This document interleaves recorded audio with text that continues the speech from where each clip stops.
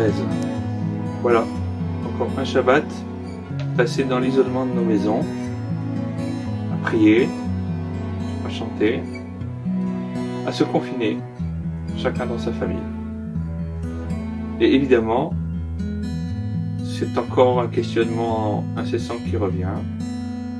Pour faire quoi? Peut-être pour prendre le temps de la réflexion, le temps que nous n'avons pas normalement. Peut-être prend-on plus le temps quand on est confiné.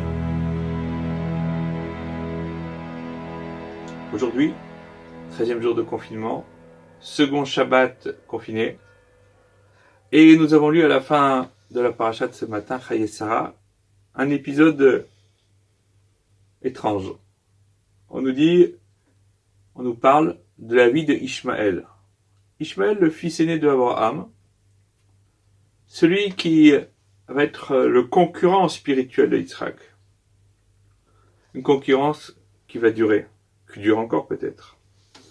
Et on nous dit que, à la fin, Ishmaël a fait teshuva. Il s'est repenti de ses mauvaises actions, et il a reconnu la prééminence spirituelle de Yitzhak. D'ailleurs, c'est pour cela qu'on nous dit que ce sont Yitzhak et Ishmaël Banav, Yitzhak d'abord et Ishmaël ensuite, ses fils qui ont enterré Abraham. Ishmaël après va mourir. Et il nous dit à ce sujet qu'il a Me'a Shana, Shloshim Shana, Vesheva Shanim. 100 ans, 30 ans et 7 années. Le terme année est au pluriel, à différence des 30 et des 100 qui sont au singulier. Et ce Rama rapporte une idée qu'il a déjà rapportée à propos de Sarah Imenu et de Abraham Avinu.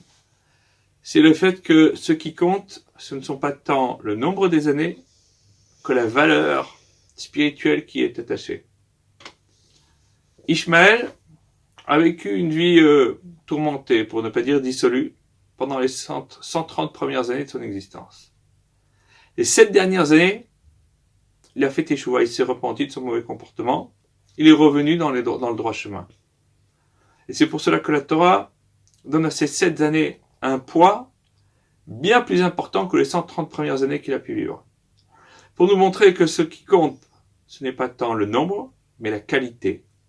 Que ce qui compte, ce n'est pas tant la quantité, mais réellement la puissance, la vertus qui y sont attachées.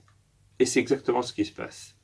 Les 7 dernières années d'Ishmaël ont été des années de teshuva, de retour vers Hachem, de redressement spirituel.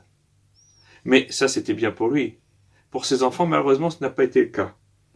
C'est pour ça que l'on dit que, à propos des 12 enfants d'Ishmaël, ils ont résidé de Chavila Hatchour, qui est à côté de l'Égypte. Et la mention de l'Égypte, là aussi, est mentionnée comme étant le fait qu'ils se sont attachés au chemin de l'Égypte, donc à des chemins dévoyés, à des chemins dissolus, à des chemins loin de l'enseignement d'Abraham. Et pour nous montrer que finalement, le bilan ne peut s'effectuer qu'à la fin d'une existence, et que ce bilan que l'on souhaite glorieux, que l'on souhaite heureux, eh bien, jusqu'au dernier instant, il ne peut pas être fait. Il ne peut pas être dirigé. On ne peut pas donner un bilan tant que le dernier souffle de l'homme n'a pas été rendu. C'est ce qui se passe avec Ishmaël. Pendant 130 années, on a désespéré de son cas. Et puis on a vu qu'à un moment ou à un autre, il s'est réveillé, il s'est souvenu, il est rentré à la maison au Bercail, il a repris le chemin de son père. Et c'est cela l'espoir qui nous fait penser qu'il n'y a jamais de désespérance. Même les cas les plus désespérés peuvent un jour se réveiller et se révéler être des belles personnes, se révéler être des personnes pleines de spiritualité. La spiritualité met quelquefois longtemps à se dévoiler. Il faut espérer pour chacun d'entre nous qu'elle apparaisse bien, bientôt et de belle manière. Shavuot Tov, confinement jour 13.